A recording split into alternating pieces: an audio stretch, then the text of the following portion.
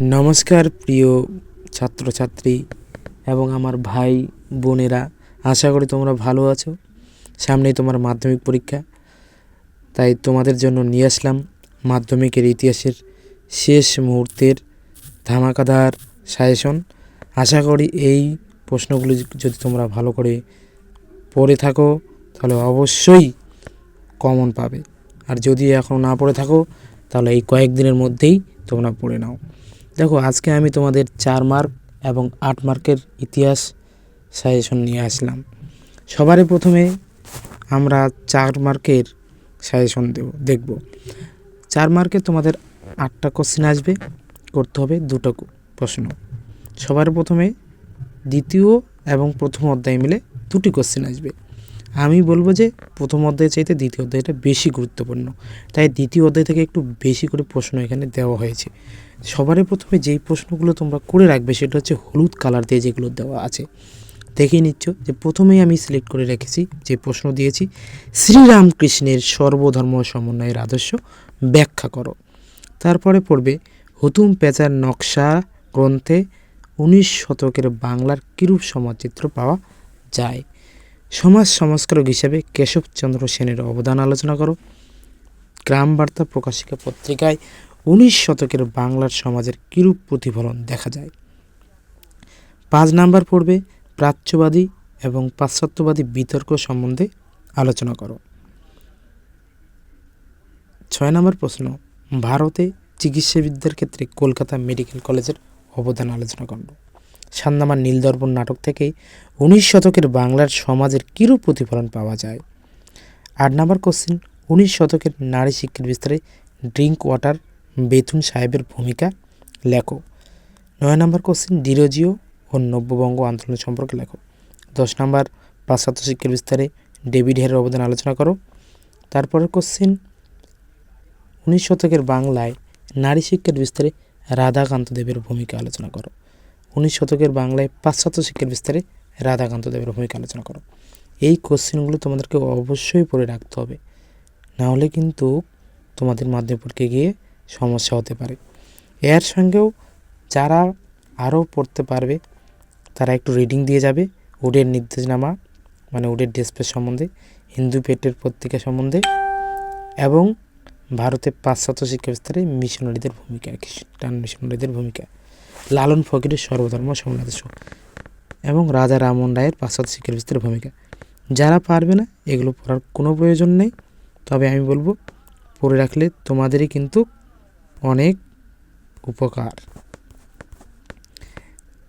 তারপরে আমরা চলে আসবো প্রথম অধ্যায় থেকে। প্রথম অধ্যায় থেকে আমরা যেই কোশ্চেনগুলো আমাদের পড়তে হবে, দেখো আমার কাছে প্রথম অধ্যায় তেমন গুরুত্বপূর্ণ না, তবুও তোমরা পড়ে রাখবে।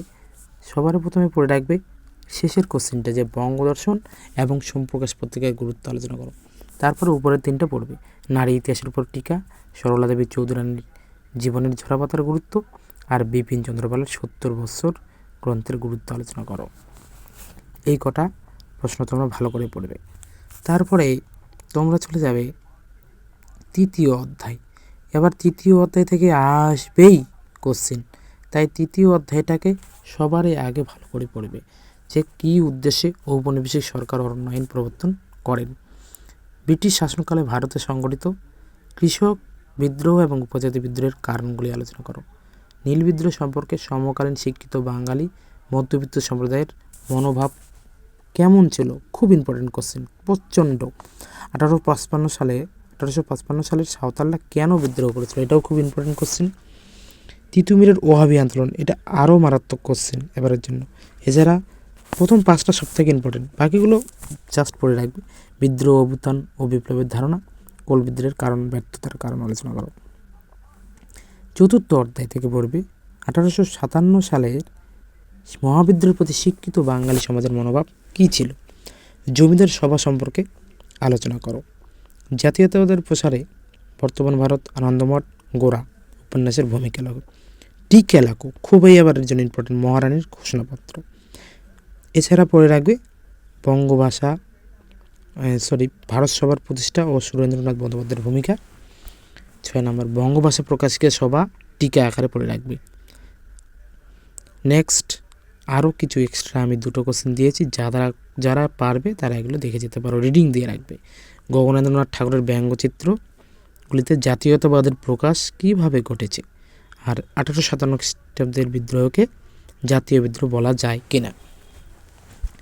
পরে চলে আসবে পঞ্চম অধ্যায়। পঞ্চম অধ্যায় থেকে আবার প্রশ্ন আসার সম্ভাবনা খুবই বেশি, ষষ্ঠ অধ্যায় থেকে নাও আসতে পারে, কিন্তু পঞ্চম অধ্যায় থেকে আসবে। কারিগরি শিক্ষার বিকাশে বেঙ্গল টেকনিক্যাল ইনস্টিটিউটের অবদান খুবই ইম্পর্টেন্ট, পরীক্ষায় ধরে নাও যে চলে। বাংলার মুদ্রণ শিল্পের বিকাশে চার্লস উইলকিন্সের অবদান লেখো। তারপর বাংলা মুদ্রণ শিল্পের বিকাশে গঙ্গা কিশোর ভট্টাচার্যের অবদান আলোচনা করো। বসু বিজ্ঞান মন্দির বা বোস ইনস্টিটিউট এবং জগদীশচন্দ্র বসু সম্বন্ধে। 5 নম্বর ছাপা বইয়ের সঙ্গে শিক্ষা বিস্তারের সম্পর্ক বা ছাপাখানা বাংলার শিক্ষা বিস্তার কীরূপ পরিবর্তন, খুবই ইম্পর্টেন্ট। আর আরও ভয়ানক ইম্পর্টেন্ট, বাংলা বিজ্ঞান চর্চায় ডক্টর মহেন্দ্রলাল সরকারের অবদান বা বিজ্ঞান চর্চায় ডক্টর মহেন্দ্রলাল সরকারের এবং তার ICAS প্রতিষ্ঠা ও তার অবদান লেখো। দেখো এর সঙ্গে যারা পড়তে পারবে এক্সট্রা এই দুটো কোশ্চেন দেখে যেও। এলহেড সাহেবে a grammar of the Bengal language কেন গুরুত্বপূর্ণ। শ্রীরামপুর মিশন প্রেস কীভাবে অগ্রণী ভূমিকা নিয়েছিল মুদ্রণ শিল্পের বিকাশে, শ্রীরামপুর মিশনের অবদান। দেখো ষষ্ঠ অধ্যায় থেকে এই কয়েকটা পড়ে রাখবে। টিকা, workers and peasants party, Bardoli Satyagraha, বঙ্গভঙ্গ বিরোধী আন্দোলন পর্বে শ্রমিক ও কৃষক শ্রেণীর ভূমিকা, তেভাগা আন্দোলন সম্পর্কে টিকা, আর বামপন্থী আন্দোলনে মানবেন্দ্রনাথ রায়ের ভূমিকা খুবই ইম্পর্টেন্ট, ভারত ছাড়ো আন্দোলন সম্পর্কে, আর সর্বভারতীয় কিষাণ সভা। এই কটা।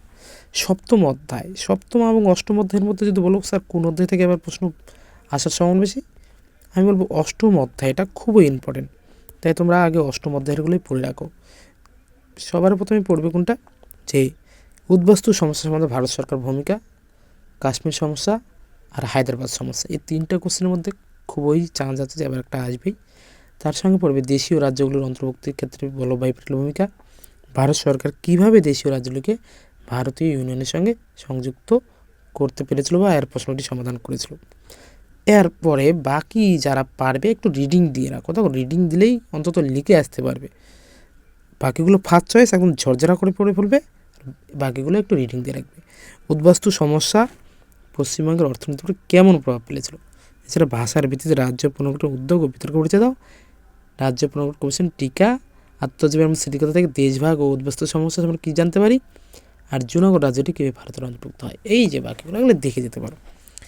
এবার দেখো সপ্তম অধ্যায়টা, সপ্তম অধ্যায় খুব ইম্পর্টেন্ট নয়, তবুও পড়ে রাখবে যে দলিত আন্দোলনের গান্ধীজি এবং আম্বেদকর বিতর্ক খুব ইম্পর্টেন্ট। অসহযোগ আন্দোলন, আইন আন্দোলন, ভারত ছাড়ো আন্দোলন, বঙ্গভঙ্গ আন্দোলন এবং নারীদের ভূমিকা লেখো। মিরাট ষড়যন্ত্র মামলা, টিকা আর অ্যান্টি সার্কুলার সোসাইটি। এই প্রশ্নগুলো তোমাদের পড়তেই হবে। তাহলে এবার আমরা 8-এর, যারা মনে হচ্ছে যে স্যার এতগুলো হয়ে গেল সাজেশন তাহলে দিয়ে কী লাভ হলো, তাহলে আমি বলবো যে যারা পড়তে পারবে না তা আমি ভিডিওটিকে স্কিপ করবে না, আমি শেষের দিকে প্রতি চ্যাপ্টার থেকে আরও ইম্পর্টেন্ট 5টা করে বলে দেবো, কমিয়ে দেবো। দেখো এবার তার আগে দেখে নাও 8-এরগুলো পড়তে হবে। দেখো 8-এর দ্বিতীয় তৃতীয় অধ্যায় থেকে একটা কোশ্চেন আসবে, চতুর্থ পঞ্চম থেকে একটা আসবে, আর ষষ্ঠ সপ্তম থেকে মিলিয়ে আর একটা আসবে, অর্থাৎ 3টে আসবে, করতে হবে একটা। কেউ যদি মনে করে যে আমি দ্বিতীয় তৃতীয় চতুর্থ এই 3টে করবো আর পঞ্চম ষষ্ঠ সপ্তম করবো না করলে হবে, আমি বলবো সবার আগে তোমরা পঞ্চম আর ষষ্ঠ অধ্যায় আর সপ্তম অধ্যায় এই 3টা অধ্যায় করে নাও। এই 3টে অধ্যায় থেকে আবার একটা কোশ্চেন কমন পড়ে যাবে এর মধ্যে। প্রথমে কী করবে, মানুষ, প্রকৃতি এবং শিক্ষার সমন্বয়ে রবীন্দ্রনাথ ঠাকুরের শিক্ষা চিন্তার পরিচয় দাও। এটা ভালো করে পড়বে। এক কথায় রবীন্দ্রনাথ ঠাকুর সম্পর্কে অথবাদি দেওয়া আছে, কোশ্চেনটা ভালো করে দেখে নাও। 2 নাম্বার পড়বে 19 শতকে বাংলার কারিগরি শিক্ষার বিকাশের পরিচয় দাও। ষষ্ঠ অধ্যায় থেকে একটাই রেখেছি যে 19 শতকে ভারতের বামপন্থী আন্দোলন পরিচয় দাও। পঞ্চম অধ্যায় থেকে রেখেছি 20 শতকের সশস্ত্র বিপ্লবী আন্দোলনে নারীদের ভূমিকা লাগো। 20 শতকের সশস্ত্র বিপ্লবী আন্দোলনে ছাত্রদের ভূমিকা লাগো। আর বঙ্গভঙ্গ আন্দোলন পড়বে নারীদের অংশগ্রহণ সম্পর্কে লেখো, এই আন্দোলনের সীমাবদ্ধতা লেখো। চতুর্থ অধ্যায় 1857 খ্রিস্টাব্দের মহাবিদ্যালয়ের প্রকৃতি ও চরিত্র বিশ্লেষণ করো। দেখো এই যে প্রথমে যে দেওয়া হলো 7টা কোশ্চেন, এর মধ্যেই কিন্তু একটা না একটা কমন ঠিক চলে আসবে।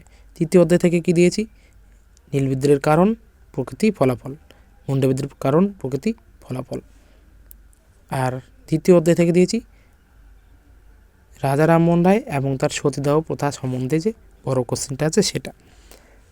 আর দিয়েছি 19 শতকের বাংলা সমাজ সংস্কার আন্দোলনে ব্রাহ্ম সমাজের ভূমিকা কী ছিল। বাংলার নবজাগরণ বলতে কী বোঝো? নবজাগরণ, প্রকৃতি, ফলাফল। 19 শতকের ব্রাহ্ম সমাজের বিবর্তন এবং বিভাজনের পরিচয় দাও। তাহলে কেউ যদি মনে করে যে আমি শুধুমাত্র 5টা কোশ্চেন পড়বো 8-এর, তাহলে কোন 5টা স্যার পড়ে যাব? আমি বলবো যে রবীন্দ্রনাথ ঠাকুরেরটা পড়ো, কারিগরি শিক্ষার বিকাশটা পড়ো, এদিকে সশস্ত্র বিপ্লবী আন্দোলনের নারীদের ভূমিকা পড়ো, আর এদিকে ছাত্রদের ভূমিকাটা পড়ো, আর মহাবিদ্যালয়ের চরিত্র এবং প্রকৃতিটা পড়ো। এই 5টা কোশ্চেন তোমরা ভালো করে পড়ো। তার সঙ্গে রাজা রামমোহন রায়টা নবজাগরণটা দেখে যাও। 5, 2, 7। আর 19 শতকের ব্রাহ্ম সমাজ, এই 8টা পড়ে গেলে তো কোনো নিশ্চিন্তে নেই। কিন্তু কেউ যদি না পড়তে পারে, আমি বলবো যে পঞ্চম অধ্যায়ের 2টো, সপ্তম অধ্যায়ের 2টো, আর চতুর্থ অধ্যায়ের 1টা, এই 5টা কোশ্চেন পড়ে গেলে নির্দ্বিধায় তোমরা একটা হয়তো কমন পেয়ে যাবে। এবার আমি চলে আসলাম সেই কাঙ্ক্ষিত যে স্যার আমরা 4-এর এতগুলো পড়তে পারবো না, তাহলে আমরা কোনগুলো আগে পড়বো? আমি বলবো সবার আগে তোমরা 4-এর দ্বিতীয় অধ্যায়ের যেই দেখো প্রথম 1, 2, 3, 4, 5, 6, 7, এই 7টা কোশ্চেন তৈরি করে রাখো। এর মধ্যে একটা কমন চলে আসবে। তারপরে তোমরা চলে যাবে তৃতীয় অধ্যায় থেকে যে প্রথম 5টা কোশ্চেন আছে এর মধ্যে একটা কমন পেয়ে যাবে আশা করি, 2টো। চতুর্থ অধ্যায় থেকে ওই যে আবার প্রথম 4টা কোশ্চেন ভালো করে পড়বে। আর পঞ্চম অধ্যায় থেকে প্রথম 5টা কোশ্চেন ভালো করে পড়বে। ষষ্ঠ অধ্যায় থেকে বারদৌলি সত্যগ্রহ, ওয়ার্কার্স অ্যান্ড পেজেন্টস পার্টি, আর সর্বভারতীয় কিষাণ সভা, আর বামপন্থী আন্দোলন। ব্যাস, এই 4টে দেখে যাও। সপ্তম অধ্যায় থেকে পড়বে কোনগুলো? সপ্তম অধ্যায় থেকে তোমরা 1 নাম্বারটা আর 2 নাম্বারটা করে যাও। অষ্টম অধ্যায় থেকে ছাড়বে না, এই কটা কোশ্চেন যেগুলো হলুদ কালার দিয়েছে 5টা। ব্যাস, এই কটা করে গেলেই তোমরা অবশ্যই কমন পেয়ে যাবে। আশা করি ভিডিওটি ভালো লেগেছে। ভালো লাগলে অবশ্যই লাইক, কমেন্ট এবং চ্যানেলটিকে সাবস্ক্রাইব করে দিয়ে পাশে থাকো। সবাই ভালোভাবে পরীক্ষা দাও, এই আশা রাখি।